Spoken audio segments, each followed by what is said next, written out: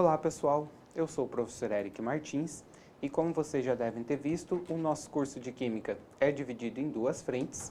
Uma delas eu vou trabalhar toda e essa frente aqui eu irei dar início, eu irei pegar algumas aulas aí no começo da frente que nós estamos trabalhando nessa parte aqui. E na aula de hoje, então, a gente vai começar por alguns conceitos básicos aí da química, alguns conceitos que são bem importantes, seja por cair diretamente nas questões do concurso que você queira prestar, ou seja porque alguns desses termos aqui muitas vezes aparecem nos textos das questões e a compreensão do significado de algumas palavras que aparecem aqui se torna importante aí para você entender o contexto que a questão está trazendo, principalmente naqueles concursos que gostam de trabalhar com bastante texto, que gosta de trabalhar com contexto nas questões de química. Então, hoje nós vamos falar sobre os estados físicos da matéria e suas transformações. Vamos lá, pessoal. Bem, estados físicos, digamos assim, são as formas que um determinado material ele pode existir. E, em resumo, a gente pode definir que tem 4 estados físicos mais comuns. Na prática, existem vários estados físicos, só que, além desses 4 que nós estamos trazendo aqui, o sólido, o líquido, o gasoso e o plasma, os outros estados físicos, eles ocorrem em situações extremas, né, situações especiais aí que não são recorrentes para o nosso dia a dia, para o nosso cotidiano, ou há algumas situações aí que você tem alguns estados físicos intermediários de transição entre um e o outro, mas não é a nossa preocupação para esse curso. A gente vai estudar principalmente desses 4 estados físicos mais comuns, a gente vai discutir e falar principalmente sobre 3 deles. Então vamos lá. A gente vai começar então falando a respeito dos sólidos, né? Sólidos, então a definição de sólido é um material que tenha uma forma e um volume definido, por assim dizer. Quando eu digo forma, como vocês podem ver aí na imagem, que você tem vários objetos de metal, cada um com seu formato, né? Isso é uma característica de sólido, já tem um formato muito bem definido, um tamanho, um espaço ocupado, né? Um volume também bem definido. E como nós estamos falando da química, se nós pudéssemos ver as partículas que constituem um sólido, e aí eu vou usar o termo genérico partícula, porque quando eu falo partícula eu posso estar me referindo a átomos, eu posso estar me referindo a moléculas, né, que seria a combinação de átomos, eu posso estar me referindo a íons, que são átomos que ganharam ou perderam elétrons, tá? Então, cada material aí pode ser formado ou por átomo, ou por molécula, ou por íons, e para ter um termo que aplique-se a todas essas possíveis formações, a gente vai usar o termo partícula. Bem, então se nós pudéssemos ver as partículas que constituem um determinado sólido, primeiro, a gente perceberia que existe uma força mantendo uma partícula atraída à outra. E no caso dos sólidos, né, essas partículas estariam organizadas, como vocês podem ver nessa imagem aqui, ó. Tá? Como se nós estivéssemos vendo os átomos que constituem esse cubinho de alumínio. Tá? Então essas partículas estão organizadas, elas até podem se mexer, mas o movimento delas são limitados. Elas no máximo conseguem ficar vibrando. Tá? Dificilmente você vai pegar uma bolinha dessa, uma partícula dessa e conseguir mudá-la de posição. Então isso é uma característica dos sólidos, né? Você tem então as partículas que o constituem com forças de atração unidas, né, e meio que presas, sem grande liberdade para se movimentar. Bem, já os líquidos eles possuem volume definido, entretanto eles não possuem forma definida. Para exemplificar isso, eu trouxe essa imagem aqui que vocês estão vendo do lado esquerdo, né, que você tem vários líquidos em recipientes com formatos diferentes. E os líquidos, eles vão assumir então o formato do recipiente a qual ele está inserido. Bem, a forma, o formato dele não é definido, é variável, depende do recipiente, entretanto o seu volume é fixo, né? Então se você tem 1 litro de um determinado líquido, ele sempre vai ocupar 1 litro do seu recipiente. O volume dele não se altera. E se nós pudéssemos então ver as partículas que constituem o líquido, nós perceberíamos que ainda existe uma força de atração que manteria essas partículas, essas bolinhas que vocês estão vendo aqui, unidas. Entretanto, essa força de atração é um pouco mais fraca do que nos sólidos e essas bolinhas elas passam a ter uma certa liberdade para se movimentar. Elas continuam presas, ligadas umas às outras, entretanto, é como se elas pudessem ficar deslizando umas sobre as outras, de tal forma que é possível, né, que as bolinhas, por exemplo, elas se movimentem, elas troquem de posição, que uma partícula que esteja, por exemplo, na parte de cima da figura, deslizando, consiga se movimentar para a parte de baixo. Né? Isso acontece, então, nos líquidos, o que não aconteceria no caso dos sólidos. E eu trouxe aqui até uma brincadeira que costuma rolar na internet, né? O pessoal costuma brincar falando que gatos são líquidos, justamente porque que fazem essa brincadeira, né? Porque falam que gatos eles são capazes de assumir a forma do recipiente, né? Que é uma característica do líquido. E aqui nós temos uma imagem só para ilustrar essa brincadeira, esse meme que faz relação aos gatos, lembrando então uma das características dos líquidos. E para finalizar, os três principais estados físicos da matéria, o estado físico gasoso, né? Ou quando nós estivermos falando de gás.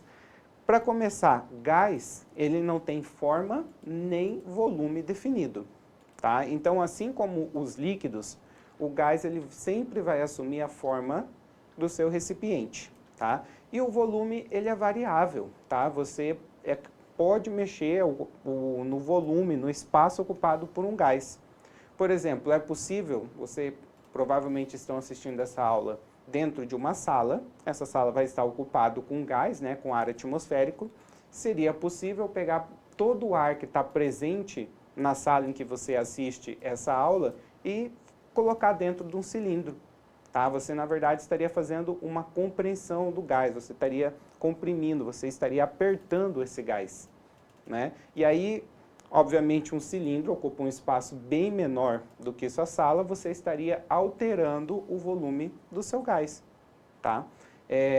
Uma característica, por exemplo, que você não consegue com os líquidos. Se você pegar uma piscina, o volume de água que tem dentro de uma piscina, e tentar colocar dentro de um cilindro desse que aparece na imagem, você não consegue. Tá? Líquido, você não consegue fazer essa compressão, esse aperto aí para ocupar um volume menor, igual acontece com os gases. Ok? Então, os gases não têm forma nem volume definido. Ele sempre vai ter a forma e o volume do recipiente a qual ele está inserido. Tá? Se o recipiente tiver um volume grande, o gás vai ocupar um volume grande. Né? Se tiver um volume pequeno, ele vai ocupar aquele volume pequeno. Vai depender, então, do volume do seu recipiente. E, em termos de partícula, tá? No caso dos gases, eu não vou dizer que não existe nenhuma força de atração. Até existe força de atração entre as partículas, mas elas são muito fracas. Tá? Elas são tão fracas que a gente praticamente pode considerar elas como inexistentes. E como essas forças de atração, então, elas são praticamente inexistentes, digamos que as partículas podem se mover livremente, né, quase como se o movimento de uma não interferisse no movimento da outra. Então, é o que vocês veem nessa imagem aqui, ó, como se fossem bolinhas se movimentando independentes uma das outras. Então, dessa maneira aqui que nós imaginaríamos as partículas presentes num gás. E o plasma, que seria então o nosso quarto estado físico da matéria. Eu coloquei isso aqui mais por curiosidade, porque não é tão comum cobrar-se questões a respeito de plasma no concurso, mas só para não ficar um vácuo, um vazio ali em relação aos principais estados físicos, tá? O plasma, pessoal, ele é um estado físico bem semelhante aos gases, né? Que você tem as partículas ali meio livres, meio soltas, só que ele acontece quando você está num ambiente com tanta energia, né? Que faz com que os átomos que constituem, né, aquela matéria comecem a perder ou ganhar elétrons, fiquem ionizados. Então, simplificadamente, o plasma seria como se fosse um gás carregado eletricamente. E aí você passa a ter algumas características diferentes, né? Já que ele está carregado eletricamente, o plasma ele é capaz de conduzir carga elétrica, ele reage a campos magnéticos, ok? Então ele tem algumas características aí diferentes dos gases e é classificado aí como o quarto estado físico da matéria.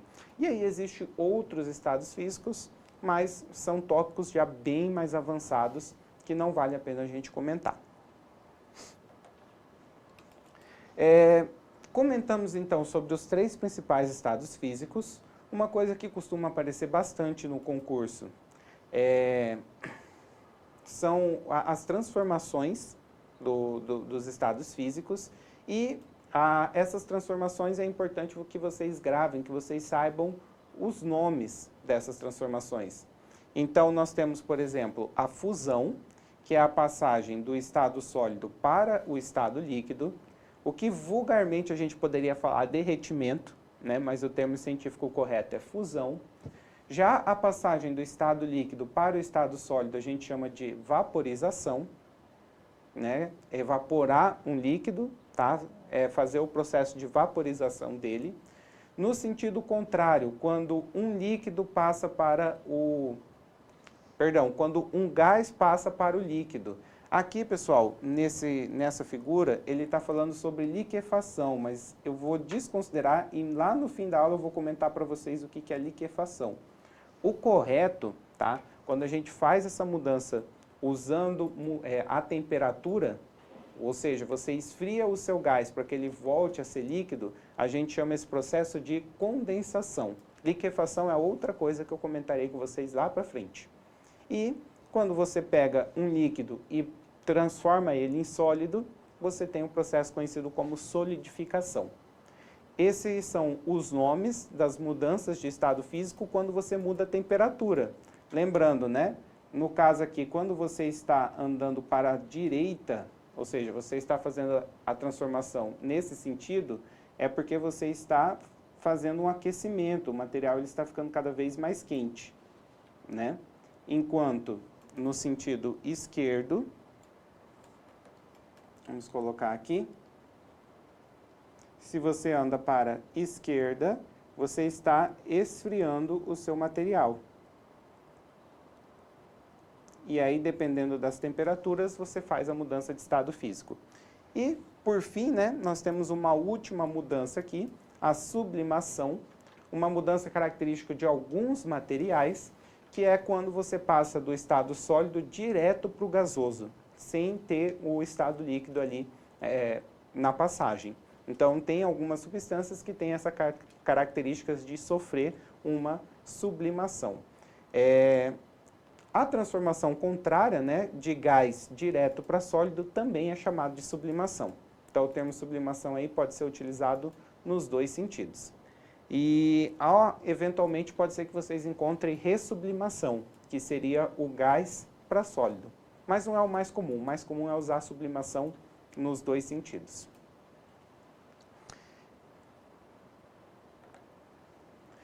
Então, aqui eu trouxe alguns exemplos de materiais que sofrem esse processo de sublimação, até porque tem sido comum ser cobrado em alguns concursos, né?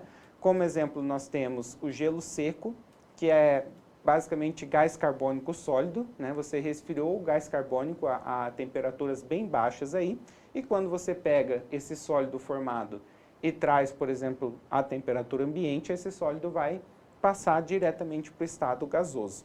Outra substância que sofre sublimação é o iodo, que são cristais roxo, um roxo bem escuro, né? Que se você esquenta, ele começa a formar uma fumaça, um gás violeta, né? E nessa imagem aqui, ó, você tem o iodo sólido aqui embaixo, os cristais bem roxo escuro, né? O gás violeta, e aqui em cima, esse gás, ele sofre uma ressublimação, ele volta a ser sólido. E aí aqui em cima você tem a formação novamente do sólido. Parecido com o que acontece, por exemplo, no caso de uma panela, você está fervendo água na panela, né? Você coloca água embaixo, ferve, quando você tira a tampa ela vai estar toda molhada, porque é aquele vapor que condensou, que voltou para o estado líquido. Aqui, né, ao invés de voltar para o estado líquido, ele volta para o estado sólido.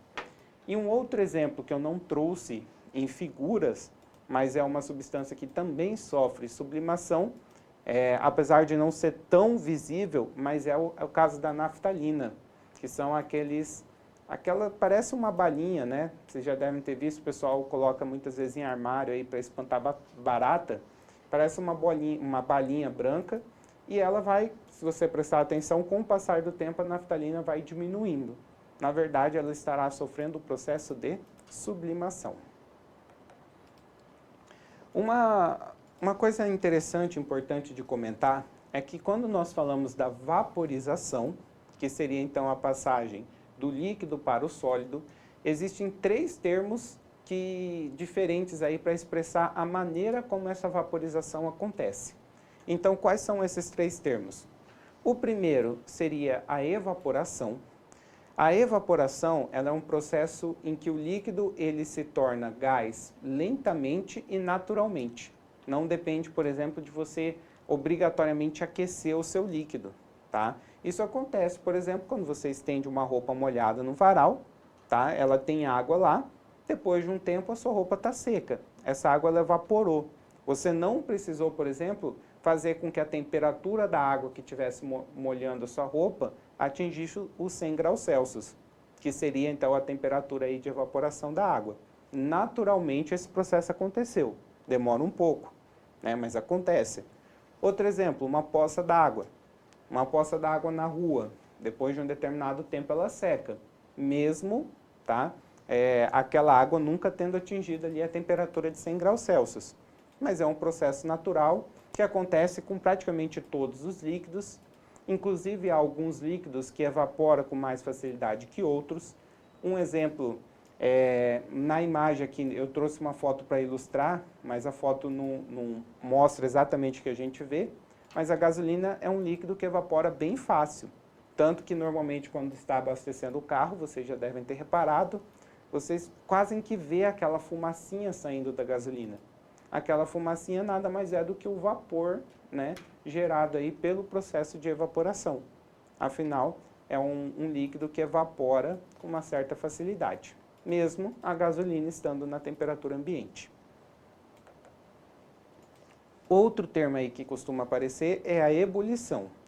A ebulição, ela já é um processo, né, de passagem do líquido para o gasoso, só que ela só vai acontecer numa determinada temperatura. Cada líquido vai ter a sua temperatura de ebulição, né? No caso da água, que é o líquido que a gente mais utiliza como exemplo, a temperatura é 100 graus Celsius.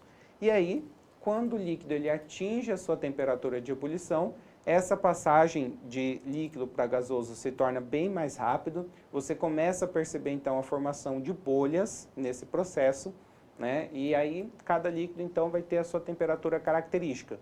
Ao contrário da evaporação, que digamos assim é um processo natural, que não depende de se atingir uma determinada temperatura, a ebulição ela necessita que você chegue na temperatura específica, né? E muitas vezes para que isso aconteça, você então vai ter que aquecer o seu líquido.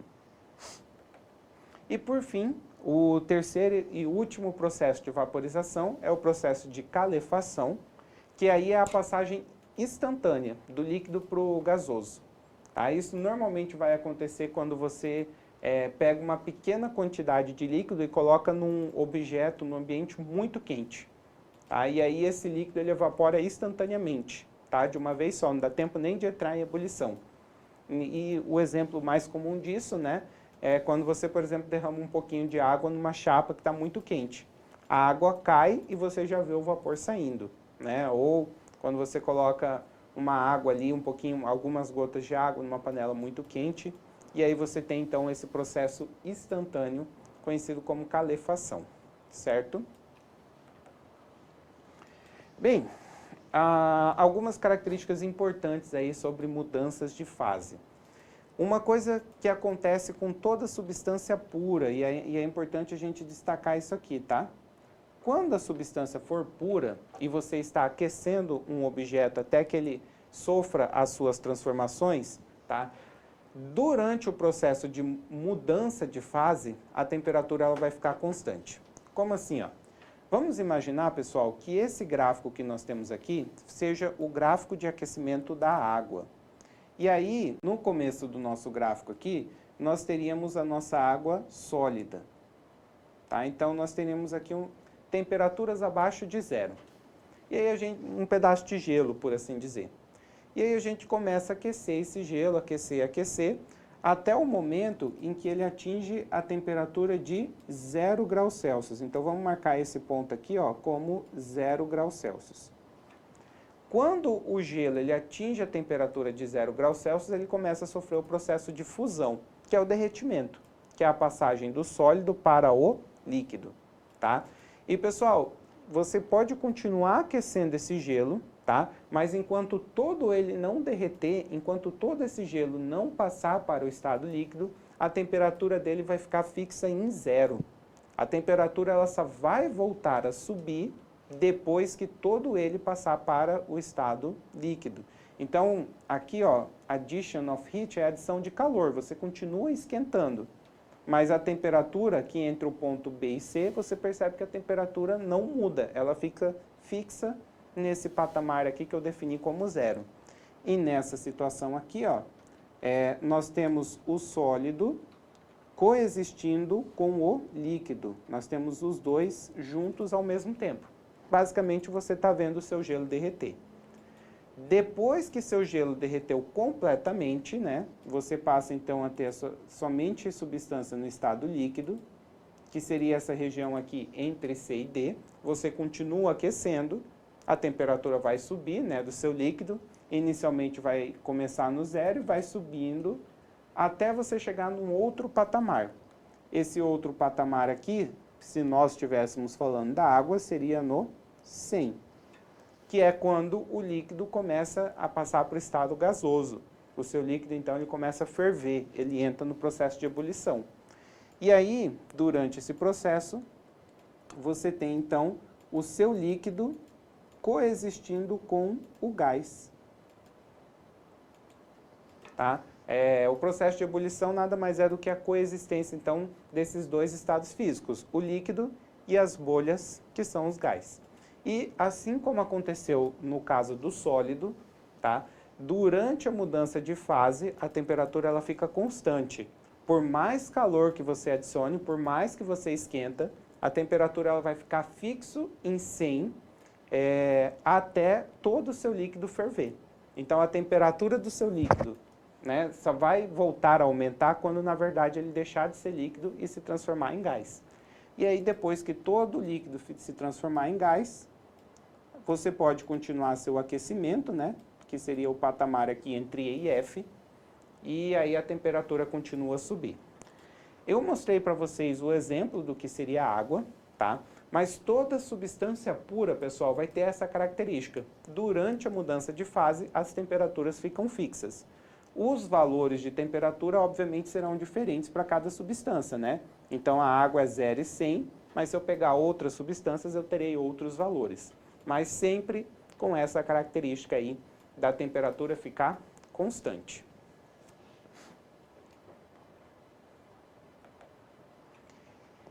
Eu trouxe aqui um outro exemplo, só para mostrar, né, além da água. Isso aqui é uma curva de aquecimento do metanol.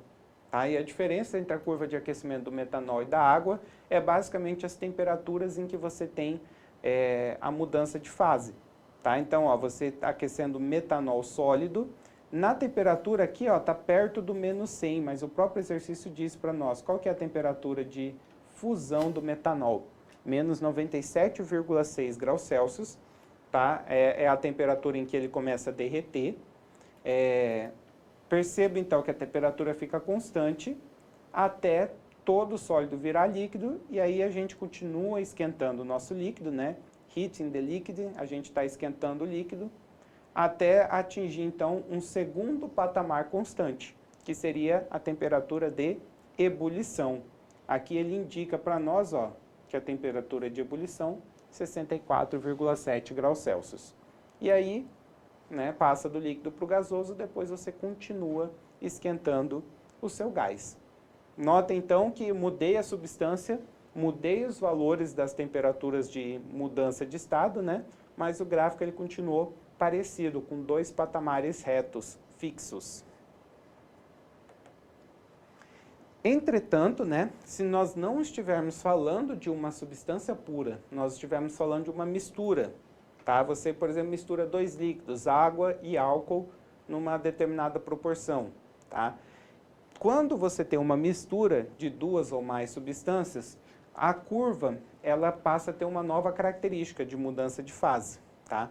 E nessa situação aqui, a temperatura de mudança de fase não é mais constante. Então, ó, nesse primeiro patamar aqui nós teríamos o sólido, nós estamos aquecendo o nosso sólido, que eu acabei de pintar de verde.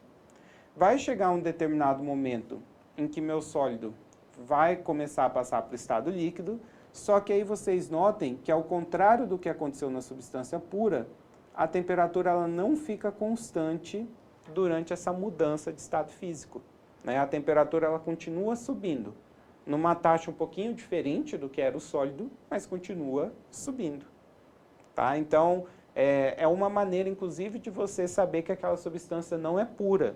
Se a substância for pura, a temperatura na mudança de fase tem que ficar constante. Se você perceber que a temperatura não ficou constante, então você sabe que ali é uma mistura, tá? E aí a gente continua tendo o nosso gráfico aqui, né? Nós temos a passagem, então, o aquecimento do líquido, que seria esse patamar em verde aqui, e chega num determinado ponto em que seu líquido entra em ebulição, e novamente, ó, quando fala-se de mistura, a temperatura não é constante. Então, normalmente quando a gente fala de mistura, a gente não fala exatamente qual é a temperatura de ebulição daquela mistura. A gente fala qual é a faixa de ebulição daquela mistura, né? Faixa porque basicamente você tem uma temperatura que começa e uma temperatura que termina a ebulição. Então você dá uma margem ali, um trecho de temperatura em que estaria ocorrendo a mudança de fase, né? E aqui a gente fecha nosso gráfico aquecendo o nosso gás ou o nosso vapor. Ok? Isso é característico então de misturas. Existem dois tipos de misturas especiais, dois tipos de misturas à parte aí, né? Que são a mistura azeotrópica. O que acontece nela? Nesse tipo de mistura, a temperatura de ebulição é fixa, tá? Então você percebe que a fusão, esse trechinho aqui, ó, que eu estou marcando de verde, é o característico, é o normal de mistura, né? Você tem uma faixa de temperatura de fusão. Entretanto, a de ebulição comporta-se como se fosse uma substância pura. Você tem uma temperatura fixa de ebulição. Tá? Então, é uma mistura, mas apesar de ser uma mistura, a temperatura de ebulição ela é fixa. E aí, quando isso acontece, a gente chama de mistura azeotrópica. E a mistura eutética é o contrário. Tá? Quem é fixo é a temperatura de fusão. Ok? Fusão, então, é fixo. Enquanto a ebulição não comporta-se como esperado para uma mistura, que é a temperatura continuar mudando durante o processo de ebulição. Então, a eutética parece uma substância pura, mas quando a gente fala somente na parte de fusão, temperatura de fusão. E, só para não deixar uns exemplos no vácuo, tá? As misturas azeotrópicas ou os azeotropos, eles são mais comuns em líquidos, tá? E você tem que misturar os líquidos na proporção correta aí para que ele vire uma mistura azeotrópica. E aí eu trouxe dois exemplos aqui, tá? Uma mistura de 95% de etanol com água ou uma mistura de 68,4% de ácido nítrico com água. Né? E aí se você fizer as misturas exatamente nessa proporção aqui, a temperatura de ebulição fica fixa. Se você colocar uma quantidade menor de etanol, não vai ser uma mistura azeotrópica, tá? Já as misturas eutéticas, que são aquelas de temperatura de fusão fixa, elas são mais comuns com sólidos, principalmente com metais. E um dos exemplos é a solda, aquele metal utilizado, né, para soldar, para juntar dois materiais aí. A solda é uma mistura entre dois metais, entre estanho e chumbo. E ela tem essa característica aí de ter a temperatura de fusão, de derretimento fixa, constante. E para finalizarmos então a nossa aula, uma coisa bem interessante é o tal do diagrama de fase. Tá? O diagrama de fase, pessoal, ele vai me dar várias informações sobre mudanças de estado físico, Só que ele não vai mostrar essas mudanças somente por mudança de temperatura. Por quê? É possível você pegar um líquido e passar para o estado gasoso sem necessariamente mexer na temperatura. Você pode fazer essa transformação mexendo também na pressão. Tá? Ou, por exemplo, pegar um sólido e transformar em líquido, mexendo também somente na pressão. E o diagrama de fase ele vai me dar essa informação completa. Tá? Como que funciona, pessoal? Aqui eu tenho o diagrama de fase da água. Tá? Ele não está numa escala perfeita, tanto que você vê ó, que tem uma espação grande aqui entre o 0 e o 0,01.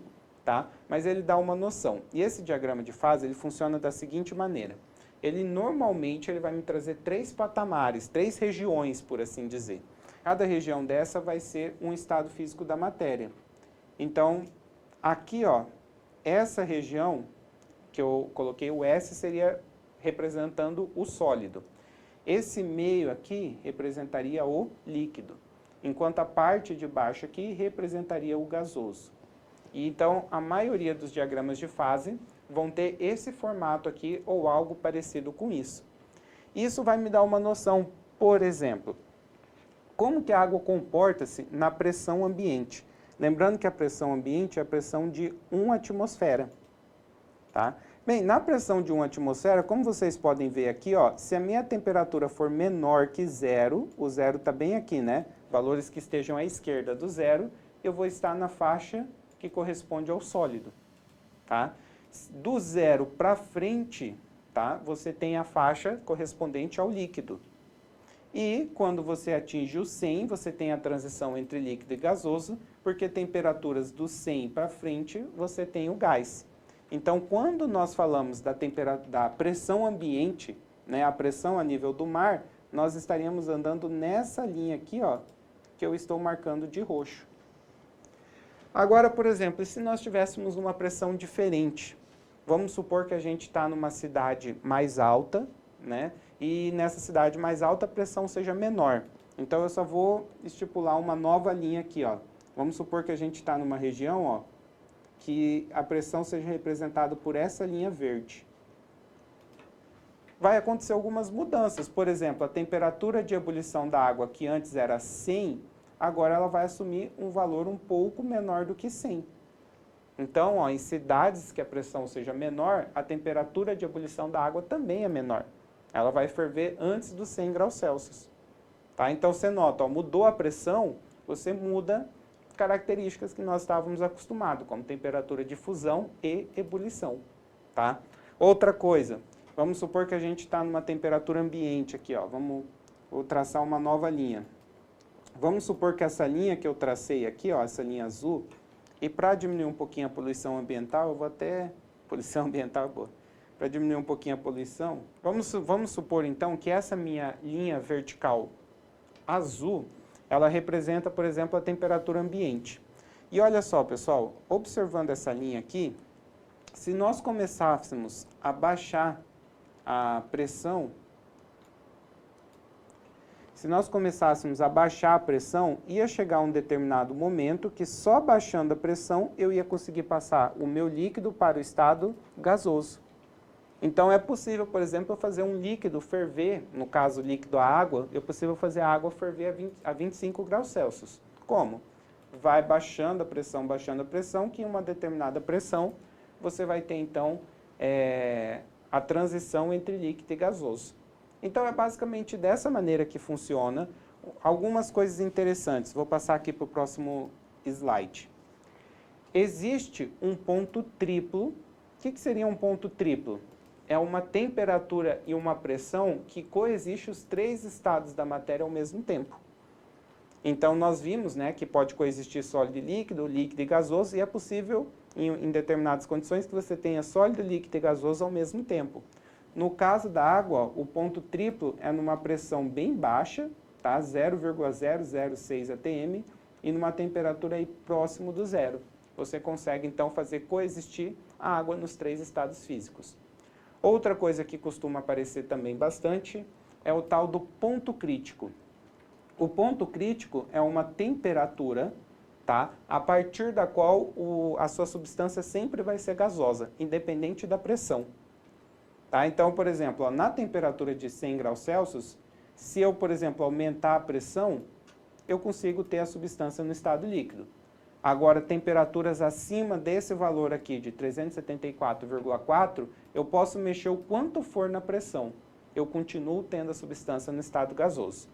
Então, a definição de ponto crítico é essa, tá? É temperatura a qual você só encontra essa substância no estado gasoso. E uma coisa que eu tinha ficado devendo para vocês é a definição de liquefação. Pessoal, liquefação é a passagem do gasoso para o líquido, tá? O próprio nome dá essa pista para a gente. Só que no caso da liquefação, essa passagem ela não é feita por temperatura, ela é feita por pressão. Então, como eu comentei com vocês, é possível eu pegar um gás e transformar em líquido aumentando a pressão. Tá? De líquido para gás você diminui, de gás para líquido você aumenta. Então, se eu estou numa determinada pressão, vamos imaginar aqui, ó, se eu estou nesse ponto aqui, que eu estou marcando de vermelho, tá? Nesse ponto aqui a substância é gasosa. Mas se eu começar a aumentar a pressão, aumentar a pressão, aumentar a pressão, eu consigo transformar ela em líquido. E aí eu estaria fazendo uma liquefação. Um exemplo disso é o botijão de gás. Que, aliás, o conteúdo lá dentro fala gás liquefeito de petróleo, GLP. Na verdade, lá dentro do botijão de gás, você tem um líquido, tá? E ele está no estado líquido porque ele está sob alta pressão. Tanto que, quando você abre o botijão, por assim dizer, ele escapa para fora, né, para uma região de menor pressão, e aí ele volta para o estado gasoso. Né? Mas lá dentro você pegou um gás, que seria gás na temperatura ambiente, aumentou a pressão e transformou em líquido. E para finalizar aqui, pessoal, por curiosidade, eu trouxe um outro diagrama, que não seja o diagrama da água, eu trouxe o diagrama do gás carbônico, e olha só que interessante. Na pressão ambiente, vocês percebam que seria essa linha aqui, né, de 1 atm, vocês notam, ó, que é essa linha que passa somente do sólido e gasoso. Por isso que o CO2 ele sofre sublimação, tá? Você não consegue ter gás carbônico no estado líquido, não na pressão de 1 atm. Caso você queira gás carbônico no estado líquido, você vai precisar de pressões maiores aí, ó, do que 5,1 atm. Esse ponto que eu marquei aqui, de azul, é o ponto triplo, né? E aí, a pressões acima de 5,1 atm, você consegue ter, numa determinada faixa de temperatura, você consegue ter o gás carbônico líquido. Tá? Então, por isso que ele é uma substância que nas condições normais, que nas condições que a gente vive, ele sofre sublimação. Tá? O líquido dele você precisaria de altas pressões. Certo? Então, fechamos a nossa aula.